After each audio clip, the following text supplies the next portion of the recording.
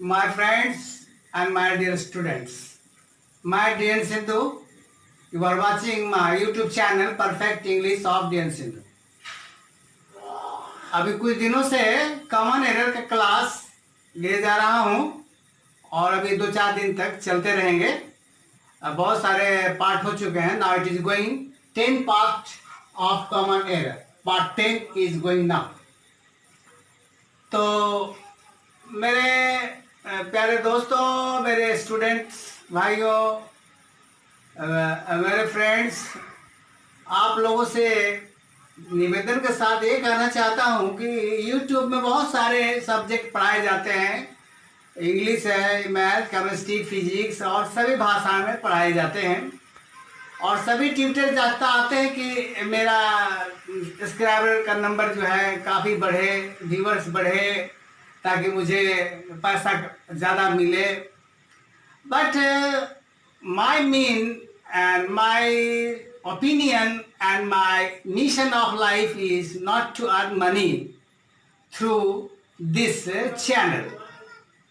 I would like to offer which I have collected in my life of teachings, that I would like to given you, and that I like to see in the way of extension and expansions, ताकि आप अच्छी तरह से इसको देखें, समझें, इसको याद करें, आपके अच्छे अंग्रेजी हो। मुझे मिलियन और थाउजेंड्स सब्सक्राइबर्स और व्यूअर्स की ज़रूरत नहीं है। मुझे इस उम्र में पैसे कमाने की लालच नहीं। मैं बहुत सा यूट्यूब में देखता हूँ, बहुत सारे ट्यूटर्स हैं, पढ़ाते हैं with the longing, with the ambition to get the name and fame and money through this channel. So it is not profession of education. Education का मतलब है कि आप खुले दिल से जो भी जानते हैं बच्चों को पढ़ाएं। लेकिन मुझे थोड़ा सा दुख के साथ कहना पड़ता है कि मेरे चैनल को देखने वाले बहुत कम बच्चे या व्यूअर्स दिखाई पड़ते हैं। फिर भी those who are interested or those are very very eager to know about English in varieties parts of grammars which I have been given to you since 2 months. तो मेरा विचार है कि और मेरा उद्देश्य भी है कि आप अच्छी से अच्छी अंग्रेजी सीखें। जो कुछ भी मैं बता रहा हूँ ये पूरे ग्रामर का निचोड़ है। मैं निचोड़ कर आपको बोर्ड के सामने लाता हूँ। इसलिए मेरे प्यारे दोस्तों, मेरे प्यारे बच्चों, माय फ्रेंड्स, आप मेरे ट्यूब को ध्यान से पढ़ें, देखें, कॉपी में नोट करें और अगर आपकी इच्छा हो तो आप इसको लाइक करें, शेयर करें, अपने दोस्तों में बांटें। सब्सक्राइब करें न करें आपकी इच्छा, आप लाइक करें न करें, लेकिन मुझे कमेंट जरूर रखें कि हाँ सर बहुत अच्छा लगा, या इसमें कुछ कमी है, या आगे और कुछ बताएं, या आपको और कुछ जानने की इच्छा हो तो बताएं, या जो आप जानना चाहते हैं हमको कमेंट में आप लिख भेजा करें। Now let's come to the points. Common error में जो वर्ड्स मैंने आपको लिखा है, देखिए, unique, eternal, round, dead, triangular, golden, entire, chief, dumb, free, behind, universal, ideal, weekly, monthly. All these words are called adjectives. तो अभी जो क्लास चल रहा है मेरा, वो आपका कॉमन एरर में डिग्रीज के बारे में बता रहे थे आपको। इसके पहले मैंने आपको बताया, नाउन बताया है, एक्सिलरी कौन आपका आर्टिकल बताया है, कहाँ कहाँ लगते हैं कहाँ नहीं लगते हैं, नाउन बताया, प्रोनाउन बताया। अभी आपका ये डिग्री का क्लासेस चल रहा है। तो जो वर्ड्स हैं ये unique, eternal, round, dead, triangular, golden, entire, cheap, dumb, free, behind, universal, ideal, weekly, monthly, all these are adjective words. All these adjectives are not used in comparative and superlative degree. याद रखिए, इसका कभी भी superlative या comparative degree में कभी भी कहीं भी यूज नहीं किया जाता है। Very important this one.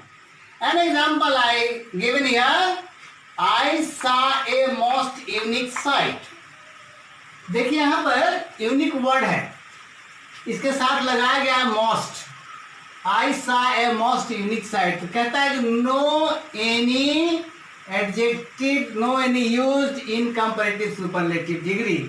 यानी इस वर्ड में कोई भी कंपैरेटिव या सुपरलेटिव डिग्री का इस्तेमाल नहीं होता है, इसलिए मोस्ट जो वर्ड लगाया गया है वो सुपरलेटिव डिग्री का, इसलिए इसको रिमूव कर दिया गया और इसका करेक्ट अंग्रेजी हो गया आई सा ए यूनिक साइट. इसी तरह से आप दूसरा वर्ड भी बना सकते हैं, यानी इसको बहुत ही इंपॉर्टेंट वर्ड्स आप इसको ध्यान रखें कि ये वर्ड्स में कंपैरेटिव या सुपरलेटिव डिग्री में कोई वर्ड इस्तेमाल नहीं है. Next come to the second point. Some words are inferior, superior, senior, junior, interior and posterior. Again inferior, superior, senior, junior, interior and posterior. More या मोस्ट का प्रयोग नहीं किया जाता है. इन शब्दों के पहले, ये भी सारे एडजेक्टिव्स हैं, ऑल दीज आर एडजेक्टिव्स. इसके पहले मोर या मोस्ट वर्ड का इस्तेमाल नहीं किया जाता है, नंबर 1. नंबर 2, इसके पहले देन का यूज नहीं किया जाता है. नंबर 3, देन के बदले हम इसके पहले टू का इस्तेमाल करते हैं. तो इन शब्दों का मोर या मोस्ट का प्रयोग नहीं किया जाता है. नंबर 2, देन का प्रयोग नहीं किया जाता है. नंबर 3, देन के जगह टू का प्रयोग किया जाता है. Now see an example. He is, अब हम बोलते हैं मोर सीनियर देन मी. ये गलत हो गया. He is more senior than me. It will have to remove your error. तो इसको मिटा देना पड़ेगा और देन को मिटा देना पड़ेगा. According to the rules of the grammar, it is clear cut indicated that more most का इसमें यूज नहीं होता है, देन नहीं लगाया जाता है और देन के बदले टू का इस्तेमाल होता है. Now see, correct this. He is senior to me. यानी मोर को भी हटा दिया और देन को भी हटा दिया, प्लेस किया to. He is senior to me. ये आपका करेक्शन किया गया, इसे कहते हैं कॉमन एरर. इस तरह से और भी शब्द हैं. आगे चलते हैं कि जब एक सेंटेंस में दो डिग्री, दो एडजेक्टिव्स, एक सेंटेंस में दो एडजेक्टिव कंपैरेटिव हो या सुपरलेटिव हो, एंड से इस्तेमाल होते हैं, तो वहाँ क्या करना पड़ता है. ध्यान दें, एक सेंटेंस में दो एडजेक्टिव डिग्री अगर एक साथ इस्तेमाल होता है एंड के साथ, दो एडजेक्टिव डिग्री एंड से जुड़ा हो, तो उस वक्त उस कंडीशन में हमें क्या करना पड़ता है. नेक्स्ट में आप देखें, वेरी इंपॉर्टेंट. उसके बाद है कि अगर एक सेंटेंस में दो डिग्री एक साथ इस्तेमाल होता है कि नहीं होता. Next you see the example. Now you see the next example is very important. जब वाक्य में दो या दो से अधिक एडजेक्टिव अलग अलग डिग्री में हो, एक सेंटेंस में जब दो एडजेक्टिव अलग अलग डिग्री में एंड के साथ जुड़ा हो, एक वाक्य में, एक सेंटेंस में जब दो डिग्री अलग अलग, दो एडजेक्टिव अलग अलग डिग्री में एंड के साथ जुड़ा हो, तो उस हालात में हम लोग क्या करते हैं. Now see, he is taller and old than my brother. यहाँ पर अलग अलग एंड से, टॉलर और एंड से जोड़ा गया है. दूसरा है एडजेक्टिव ओल्ड. इसको करेक्ट करना है. As per the rule of the grammar says that it is adjusted, it is edited as per the first adjective. According to the first adjective may be the second adjective, और second adjective जो है वो होते हैं. जो पहला हमारा adjective word है डिग्री, वो टॉलर है, TALL या टॉलर. दूसरा है ओल्ड. इस ओल्ड को हम कैसे चेंज करेंगे? तो आइए, according to this, he is taller and older than my brother. कहने का मतलब है कि पहला जो डिग्री रहेगा, चाहे वो सुपरलेटिव हो या कंपैरेटिव हो, और एंड से वह कंप्लीट करता है, कंजेक्ट करता है. तो इस हालात में पहला जो हमारा डिग्री होगा, पहला जो कंपैरेटिव होगा तो कंपैरेटिव, सुपरलेटिव होगा सुपरलेटिव, इसके अनुसार दूसरे को बदलेंगे. इसलिए मैंने, या ग्रामर कहता है कि इसके अनुसार इसको भी बदला जाता है. He is taller and older, old को ऑल्डर में बदला इसलिए कि ये कंपैरेटिव में है, इसलिए ये भी कंपैरेटिव में चला आया, इसलिए हो गया he is taller and older than my brother. एक ही आदमी है. He is telling about, discussed about a single person who is taller and older. लंबा भी है और बड़ा भी है एक व्यक्ति के लिए. तो इसलिए इस अवस्था में पहले वाले के अकॉर्डिंग दूसरा एडजेक्टिव को हम चेंज करते हैं, उसके अनुसार बनाते हैं. अगर ये कंपैरेटिव में है तो ये भी कंपैरेटिव में है. इसलिए नेक्स्ट देखिए, दूसरा एग्जांपल है कि एक ही सेंटेंस में दो कंपैरेटिव या दो सुपरलेटिव डिग्री एक साथ इस्तेमाल नहीं किया जाता है. As per the rule of the grammar, in one sentence two superlative degrees or either comparative degrees is not used as per the grammar says.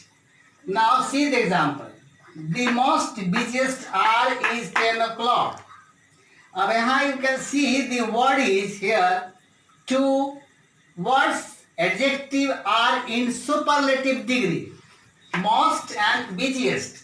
इसको एंड से नहीं जोड़ा गया है, इसे कंफ्यूज मत होंगे, यहाँ पर एंड से जोड़ा गया है, इसको एंड से नहीं जोड़ा गया है. सिंगल सेंटेंस में दो वर्ड को एक साथ कंपैरेटिव हो या सुपरलेटिव हो एक साथ जोड़ा नहीं जाता है.